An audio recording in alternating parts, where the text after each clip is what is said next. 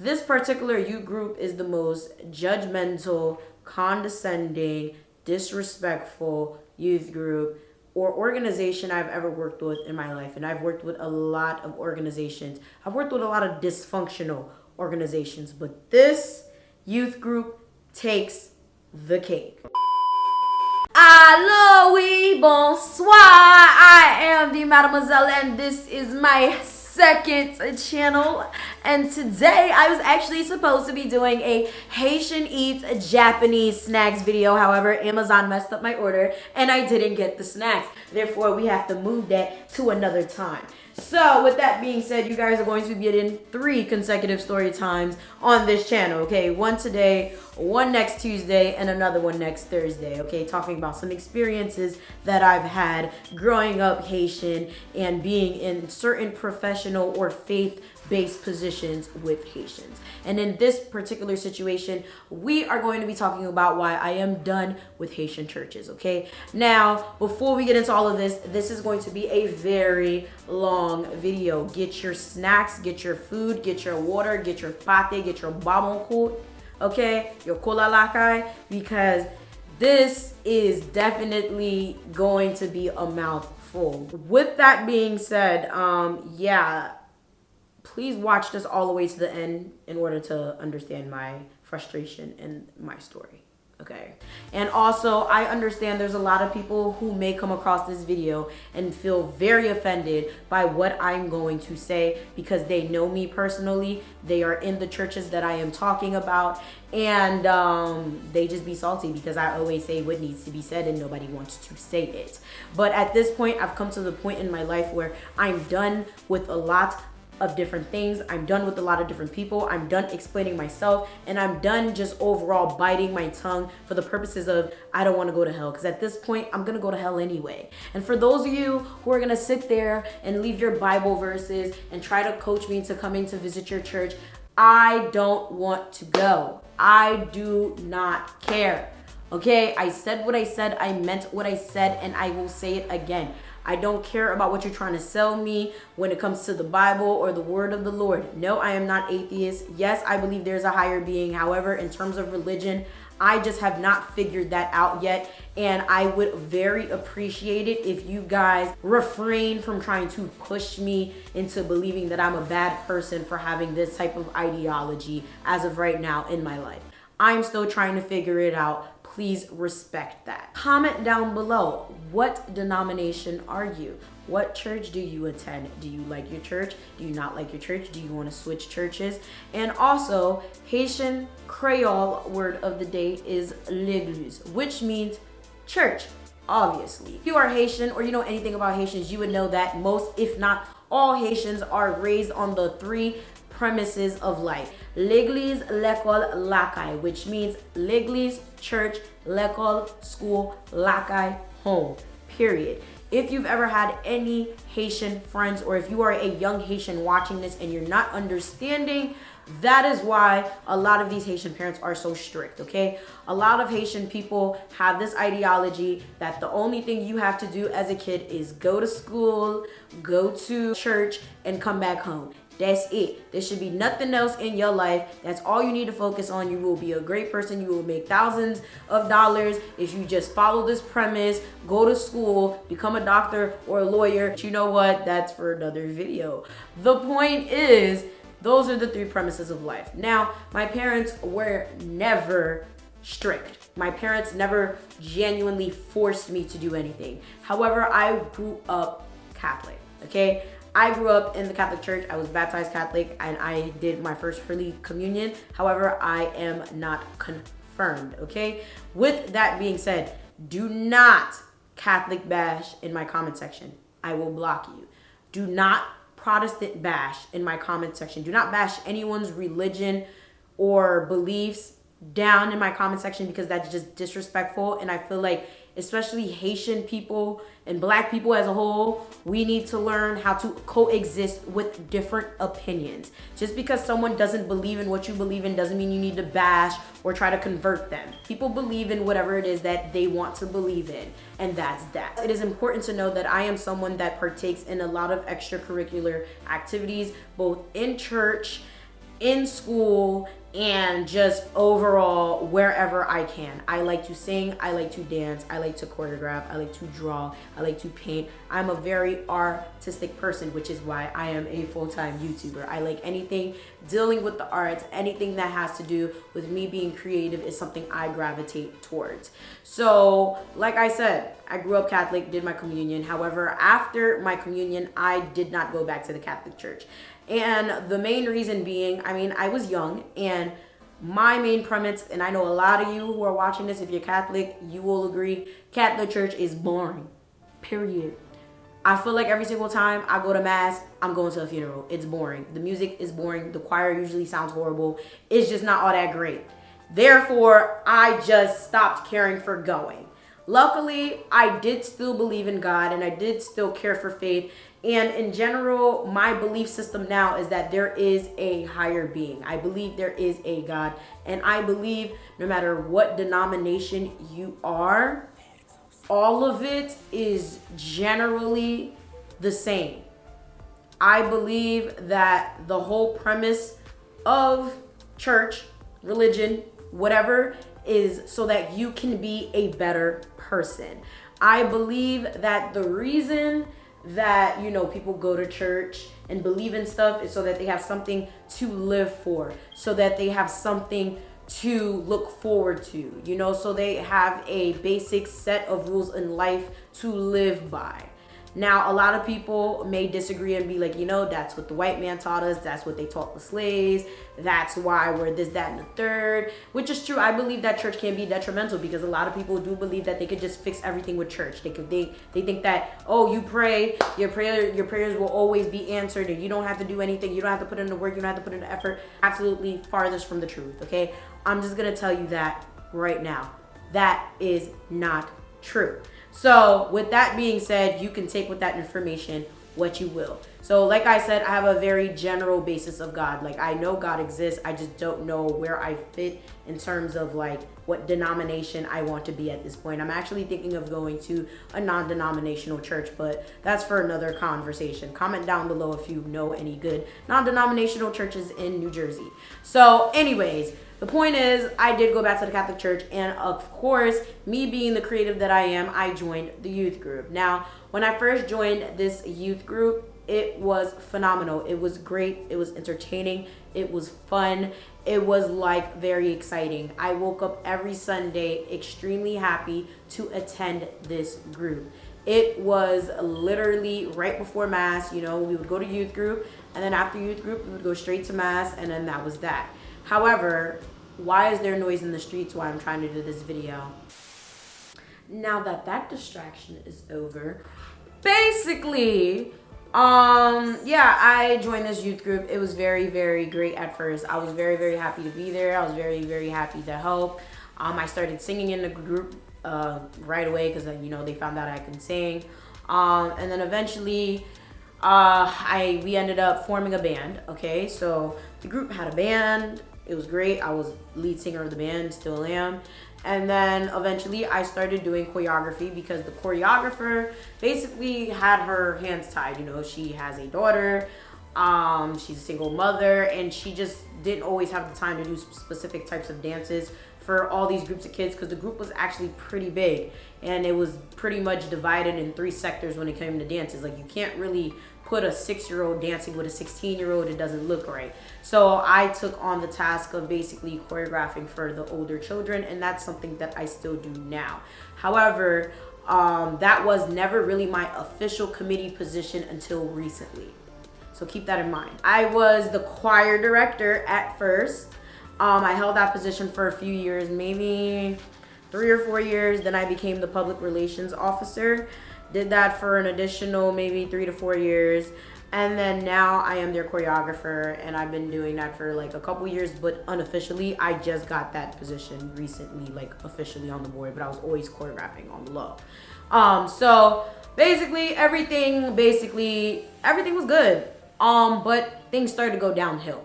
Now, with many youth groups and churches in general, you would see that church is full of literally kids and adults. You don't really see young adults or teenagers in church for the simple fact that these kids go off to college, they get jobs, they get cars, they don't know how to act, their parents don't really force them to go to church anymore because they're kind of too old to be forced to do anything. So life really changes for a lot of these youth groups, and usually a lot of times youth groups are stuck re-recruiting and redoing things. This youth group is a bit different. Now, as you guys would know, because if you follow me from my other channel, I'm someone that's very easy to talk to. I may come off a bit abrasive and loud and ratchet, but people come to me all of the time for advice and guidance. And this youth group is no different. I've been pretty close to a lot of the children and young adults in this group. And I will say about 85% of the people I started this youth group with are not here anymore. They've gone. And again, I just mentioned a lot of people end up leaving because of school, work, blah, blah, blah. This is not the case. This particular youth group is the most judgmental, condescending, disrespectful youth group or organization I've ever worked with in my life. And I've worked with a lot of organizations. I've worked with a lot of dysfunctional organizations, but this youth group takes the cake. I'm not going to tell you the name of the youth group. I'm not going to tell you the name of the church. But if you follow me on social media, if you follow me on my other YouTube channel, you would know because I've mentioned it on occasion. So that's that. People would leave due to very high stress situations, that basically being condemned for stuff. So let's get into mini story number one, okay? There was this one boy who was part of the group, and he was gay. And essentially it got to the point where, you know, a lot of the older Haitian gromun, which means the older Haitian adults, they were out here basically like seeing him do gay stuff in the street. Like, you know, he would be holding hands with boys, kissing boys in the street. I believe he started to cross dress at one point. And, you know, the Haitian elders started to become very weary. You know, they were like, oh, y'all got this kid doing this, da da da. So they started complaining to the group about it, like, oh, how y'all got this kid doing this? He's supposed to be in the youth group. He's supposed to be a child of God. How can y'all let him be gay? So instead of actually defending him, trying to actually, you know, accept him for who he is, they tried to have an intervention at his house. And it didn't go too well, as you might imagine. They tried to have an intervention in his house, and everything just got way worse. And right now, that boy is literally right off the deep end. Okay, like, he is kind of beyond repair in the sense of coming back to any church, because what they did to him was wrong. They caused so much. It was so much drama, so many issues. It was just a mess. Another example is this girl. She was a lesbian. But when we first, you know, met in the group, she wasn't. You know, she still was wearing dresses. But I swear to you, I got gaydar. I know who's gay. Okay, I know who is what. I'm telling you, I have told whoever was gay, they were gay before they were gay. I'm telling you. And I used to tell, like, girl, you like girls.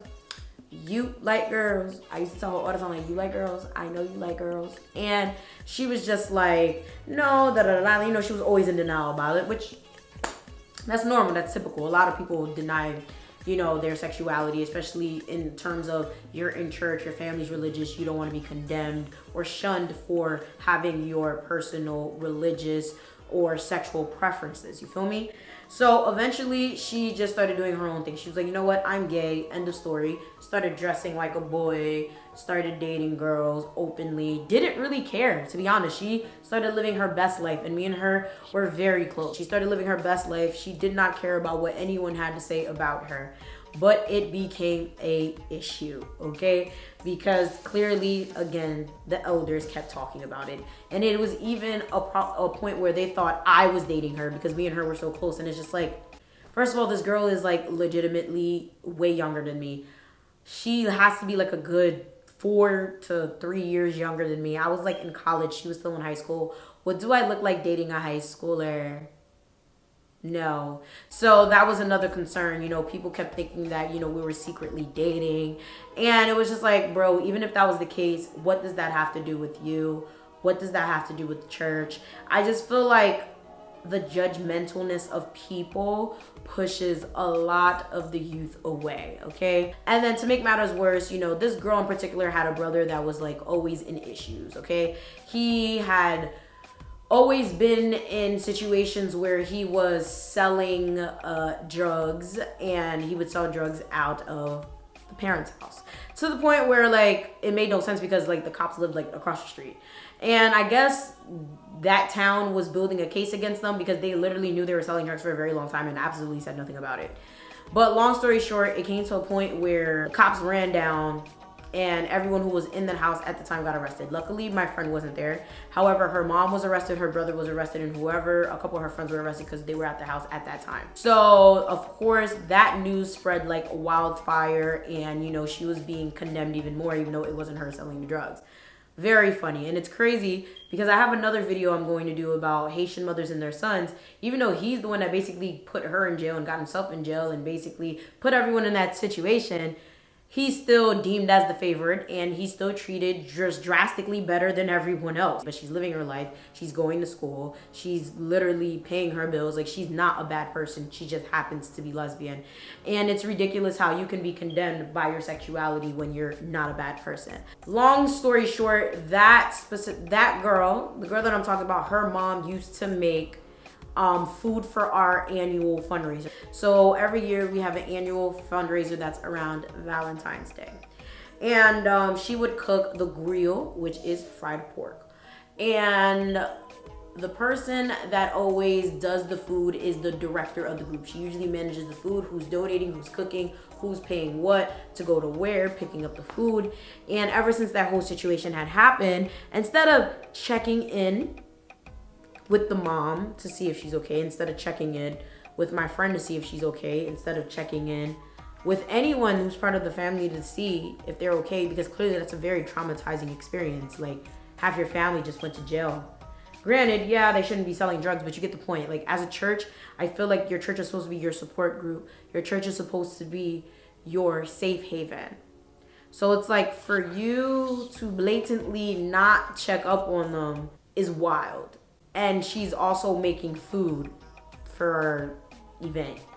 And not only that, now she's catching attitudes about how she doesn't want to go to that house. She not going over there. She not trying to get arrested. Just being extremely shady about it. And I'm like, first of all, you're the director of this group. That is horrible behavior to be exhibiting. Second of all, this lady has made food for us for years. This is disrespectful as hell. And you're being extremely condescending.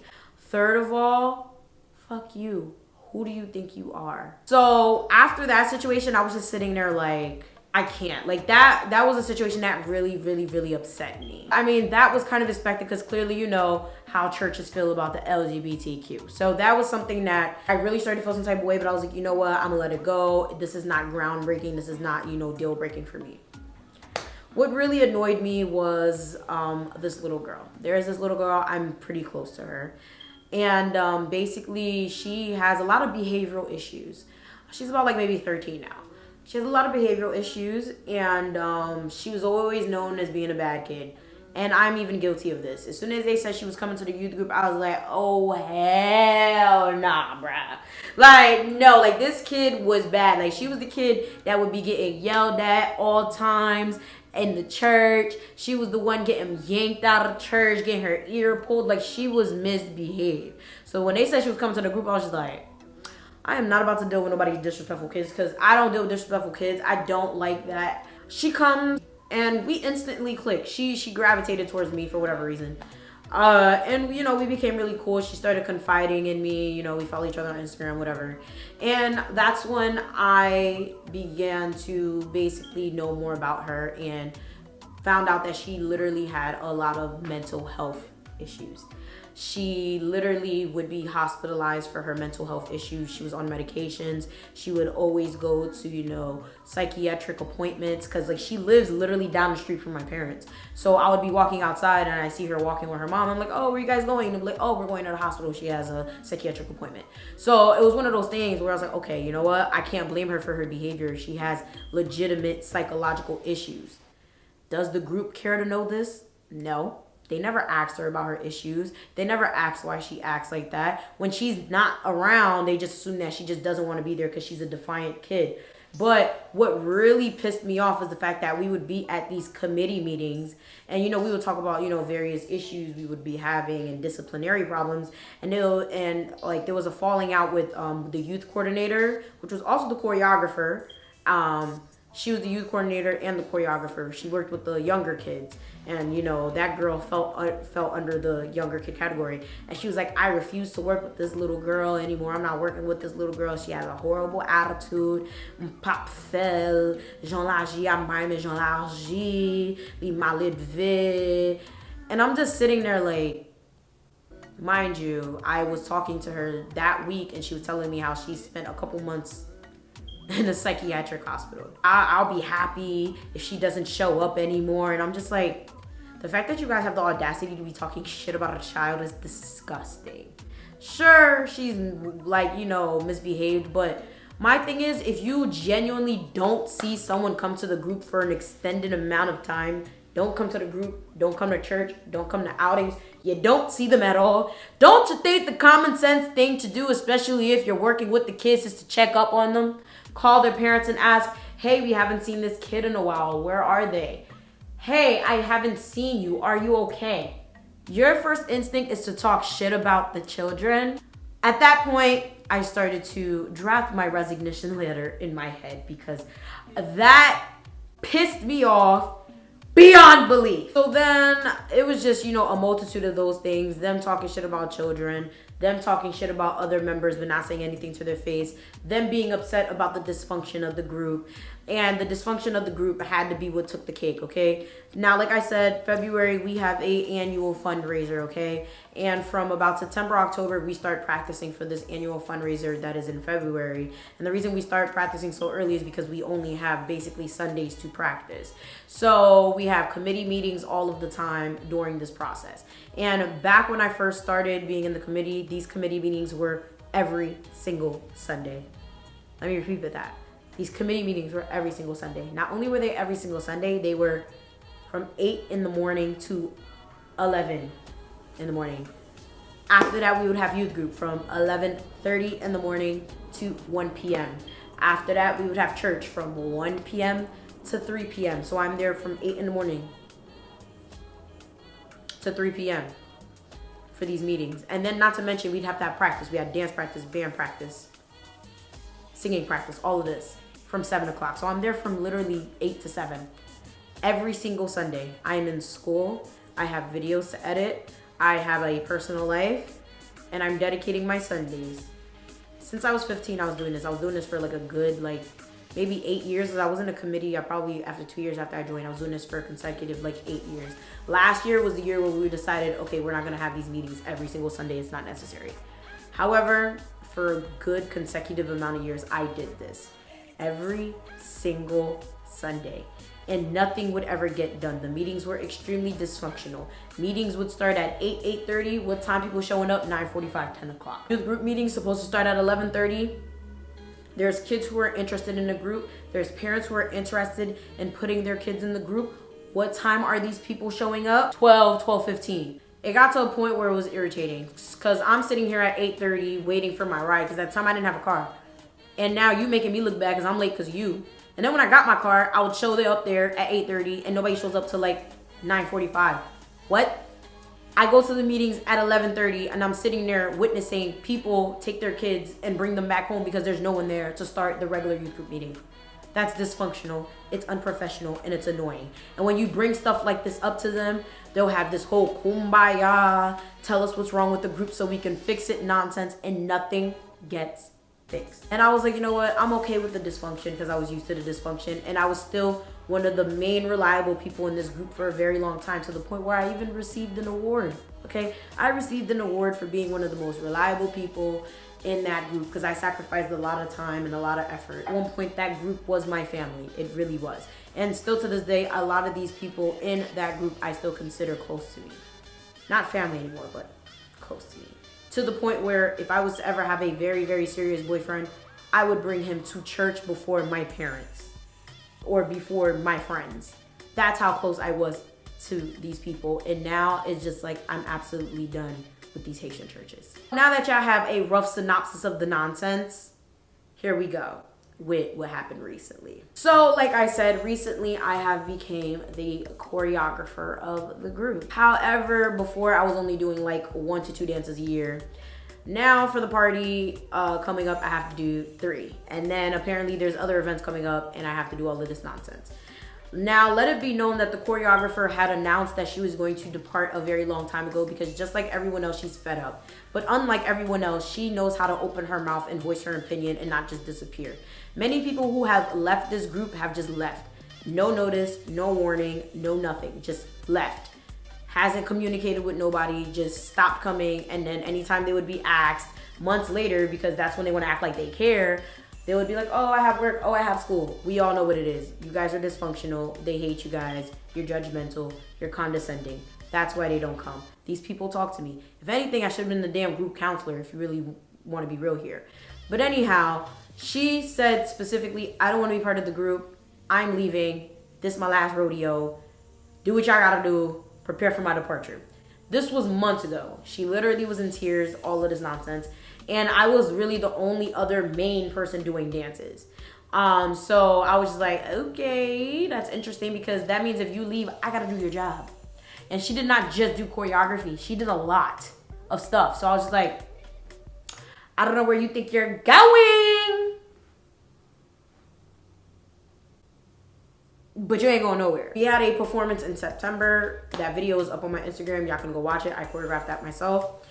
We had choreography in September. We had to do for a gala, right?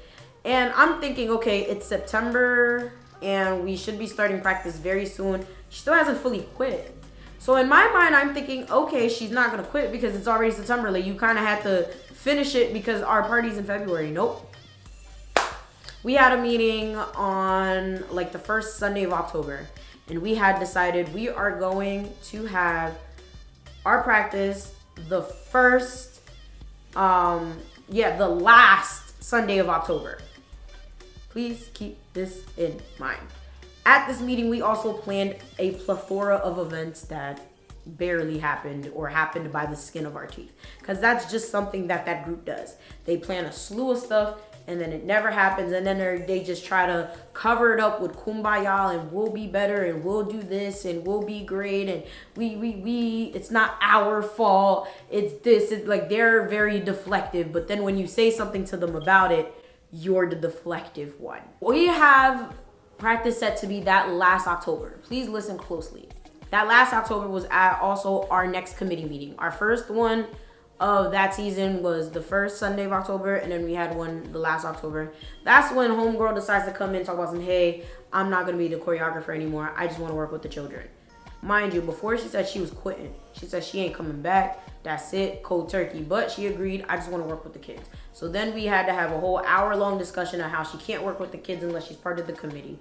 So I guess she agreed to just be the youth coordinator of the committee.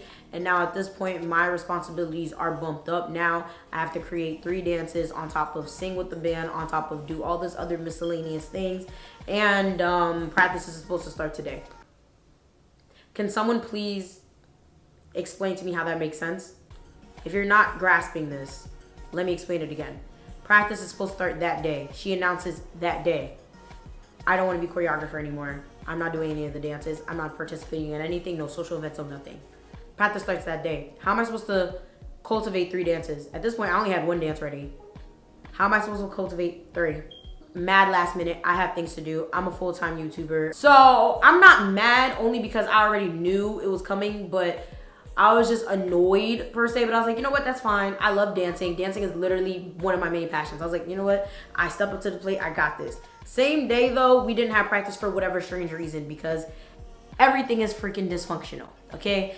Now, I assumed that when we had our first meeting the first week of October, that the message was relayed to the children, okay? I thought that the children were told, practice will start the last week of October, but no one ever relayed that message. So please keep in mind. Please keep that in mind, okay? I go into the WhatsApp page and I'm like, hey, can we please start practice like Sunday because I got 3 dances to do. And even with my 1 dance that I used to do and singing with the band and whatever else I used to take on, it was very difficult. to cultivate 3 dances and do all that extra stuff, that's a lot too. Like, can y'all please like schedule practice for this Sunday? So they ask, okay, this is another head of the committee. He asks me, oh, are your dances ready? I can literally create a dance in 2.5, y'all. It only took me a week to put 2 other, not even, I had to redo all 3 dances because the dance that I already had, the point is I had to cultivate 3 dances and it was like a week's time. I had the time. My dances were ready. And plus, I'm the type of person, I sit around and choreograph dances out of nowhere for fun. So I had dances ready. So I said, yeah, dance is definitely ready. These are children we're working with. A lot of these kids do not have phones. So the only way we can communicate with them is via WhatsApp. I was told to put a message in WhatsApp, you know, talking about what kids I need, what kids, you know, what we're gonna be doing, blase blase, introduce them on the new choreographer, and that's what I did. All of a sudden, I'm being came at because who's gonna watch the kids while I practice with the other ones? Who's going to supervise you? At this point, I'm just like, I'm 24 years old, supervise what? Second of all, practice was supposed to be last week. Are you telling me that y'all not ready? Y'all had 4 weeks to prepare your band, your play, whatever. You telling me none of the other adults are ready with whatever it is that they're trying to teach these kids? At this point, I'm like, what? So I'm going back and forth with like basically the coordinator of the group. And I'm like, I don't understand what you're talking about. Come to find it's because apparently I have to do this whole thing. If you guys do not know, in the Catholic Church, there's like a seminar you're supposed to attend that's called like protecting God's children or whatever. And you basically have to go through this whole training of how to appropriately deal with the kids, touch the kids or whatever, or else you can't really be left alone with them. And I'm just like, I've been part of this committee since I was 15. Never in my life have I had to do this training. And if that was the case, why is this now a thing? It's been over 10 years since I've been part of this group. Are you stupid or are you dumb? That means none of us have this certification except for maybe 1 or 2 people. Cause ain't none of us ever do this course. Ain't none of us ever do this class. So why are y'all now caring about this? Like, this is ridiculous. At this point, I'm annoyed because it's like, first of all, that's all y'all had to say. All you had to say was, I cannot be left with the freaking kids. That's all you had to say. I can't be left with the kids by myself because I don't have that. That's all y'all had to say. So now they're sitting there, oh, well, now we have to find someone to stay with you. I can't sacrifice my time, blah, blah, blah. We've been doing this for years. You know what time practices are supposed to start. You know what time of the year we start these practices. Why are none of y'all ready? I'm annoyed. Okay, I'm so annoyed. And the message is already said and done. The kids know there's practice, the parents know there's practice, but no one really answers. So they're forced to announce it at the following meeting, and now I'm being blamed because I didn't follow directions. You said contact the parents and let them know that there's gonna be practice. I did that. You said make sure I'm ready. They're ready. But for them, ready was I contacted the dancers already and told them they were dancing. The problem here, right? How am I going to contact people who have no phones? The next time I was going to see them would have been that Sunday. That means I would have missed out on an entire Sunday and had to start the following Sunday. That makes no sense. That message should have been relayed before me. I didn't get the job until the day the practice was supposed to start, and it didn't start. How is that my fault? Like, what? So at this point, I'm getting really pissed because it's like, first of all, I'm a very prepared person. I am a very organized, calculated person. All my shit be done when it needs to be done. If not, before it needs to be done, my shit be done. Therefore, what you're not gonna do is try to make it seem as if I'm like jumping the gun and I'm doing this, that, and the third, and I'm doing too much when y'all are the ones that's not ready. You should have been ready about a week ago. So basically it becomes this whole feuding back and forth situation with me and these coordinators in this damn group chat. And basically it gets chopped up to the fact that I'm a poor leader and I need to start making better decisions if I'm going to take lead and be a main committee member now. First of all, I didn't ask to be main committee. That's one. I got thrown into a position because someone stepped down last minute as shit. Try to make it seem like, oh, I'm this, that, and the third. I need to do this. I need to do that. So from that point on, I said, that's it, I'm done. I love those kids a lot. I hang out with these kids outside of church. I take them shopping. I have conversations with them. I text them. I genuinely love these kids. If I did not have a job that dealt directly with the kids, they wouldn't see me just like everyone else that just up and left. They would not see me. I promise you that. They would have never seen me if it wasn't for the fact that I had to choreograph those dances for those kids. And the kids really like the way I choreograph. They like my song choices. They like my dances. So it's just like, I wasn't going to let them down because that would have been messed up. So I was like, you know what? I'm going to finish these dances. I'm not answering a damn thing in this WhatsApp no more. I'm not going back and forth. I don't argue. I ain't got time for that. That's that. Luckily, I ended up changing my number anyway, removed myself from all the damn group chats, whatever. There's a committee meeting like that following week or two after all of this transpires, right? And I get brought up. Now, this is the thing. Clearly, I'm a part of the committee. And I guess apparently the agenda, which I didn't even look at, I should fuck around and go try to find the agenda to see what they're talking about. Apparently on the agenda, they were supposed to talk about roles and responsibilities, and I came up and they were basically talking shit about how I need to be an effective leader and I need to learn how to follow instructions and I'm unprofessional and all of this. And I'm just like, why is my name in your mouth if I said I'm leaving? I do all of my YouTube work from Friday to Sunday. That's where I handle family issues. That's when I do specific things in my life. So it's like I can't be sitting there from 8 to 7 dealing with y'all who show up to meetings 2-3 hours late and I'm not getting nothing from it. Therefore, you're not about to see me at no 8 o'clock meetings, point blank, period. And they're like, oh, well, you know that after a disagreement, it looks bad that you said you're not coming. I don't care what it looks like. This is my last rodeo. They're basically in a meeting. And this is funny because it's like you can't talk shit and expect people not to come say something to me. At the end of the day, these kids are more loyal to me than you. If anything, a lot of these people sitting in this meeting talk to me more than you. They're going to tell me what you said. You sound fucking dumb. So they're basically like, oh, if I don't come to any meetings by January, there's no point of them using my dances. They're not going to use any of my choreography. The party's in February. What you going to put on stage? You sound dumb. You sound dumb. I am one of those people that puts 100% into literally everything that I do. I am very professional, punctual, reliable.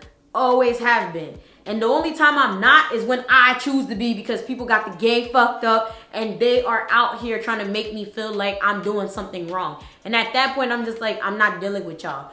First of all, I understand that the meeting was about roles and responsibilities, but I told the main people I'm not coming back. My name shouldn't be in your mouth. What is there to talk about? I was literally texting them like, yo, first of all, my name out your mouth and do not speak of me when I am not there to defend myself. Period. Don't. And, you know, there was under this, oh, whatever we said was, you know, we were just conducting business and whatever I said, I'll say to your face that I don't want to hear it. Don't talk about me. I said this my last time. There's nothing to talk about. Why? Oh, if she doesn't do this, da da da da da. You're not firing me. I'm leaving. Like, what do you can't fire me, bro. You can't fire someone who said they're leaving. What are you talking about? If anything, they said that I had to come to the meeting or one of these meetings and announce my departure.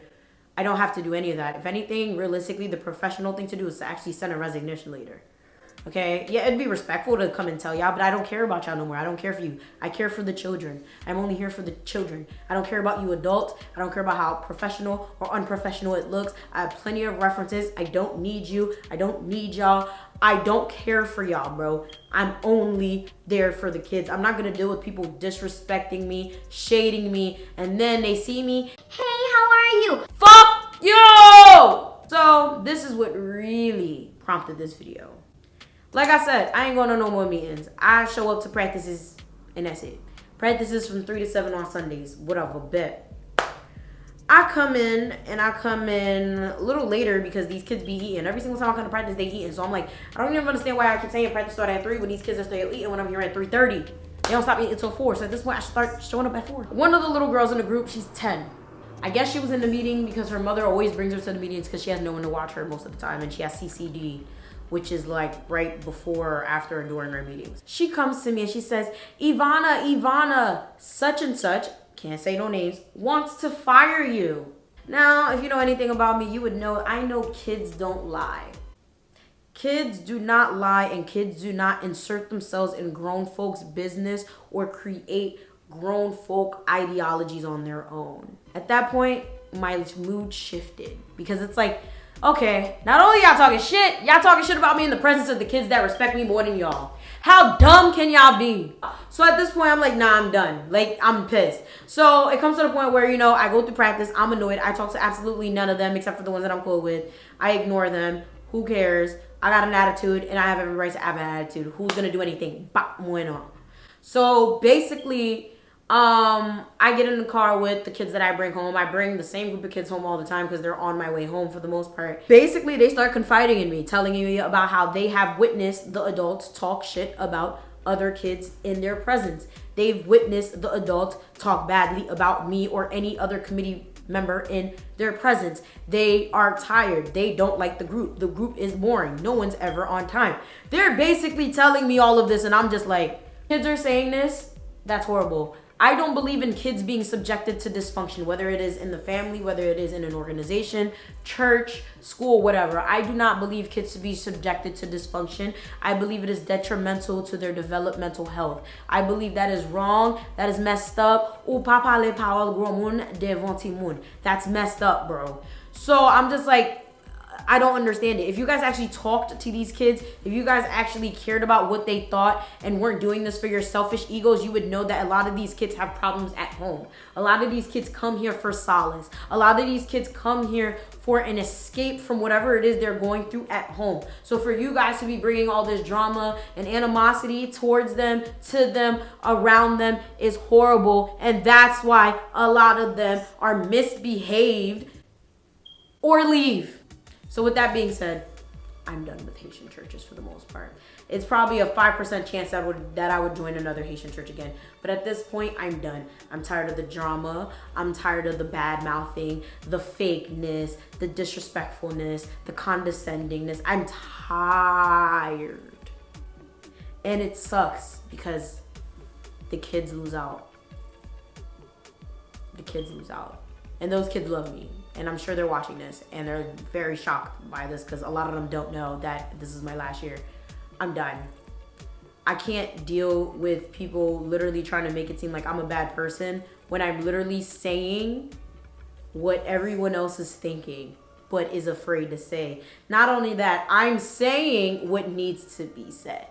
Not only that, I wasn't disrespectful about it, yet I'm being called a disrespectful know-it-all and I'm not a good leader and all of this, that, and the third. I've led numerous organizations.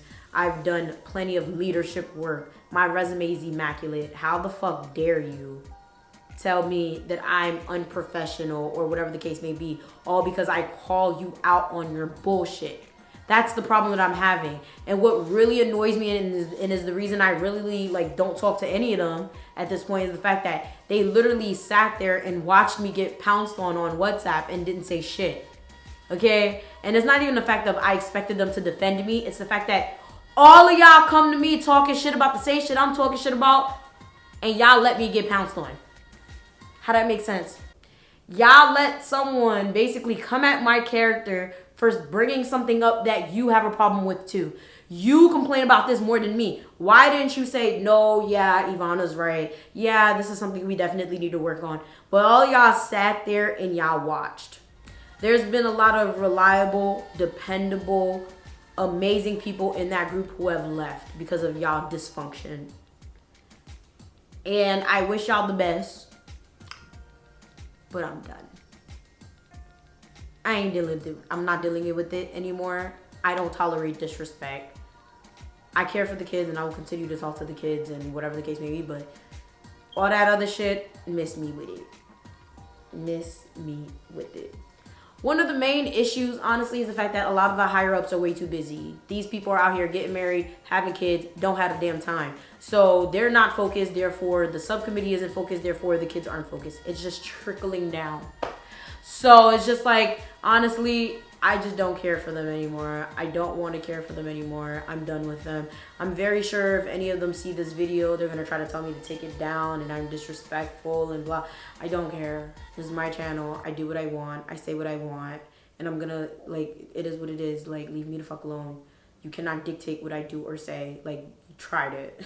But anyways, let me know down in the comment section below. What do you think about the situation? Was I wrong? Was I not? Have you been in a current situation? How do you feel about your church? Have you left the church? Why? Whatever the case may be.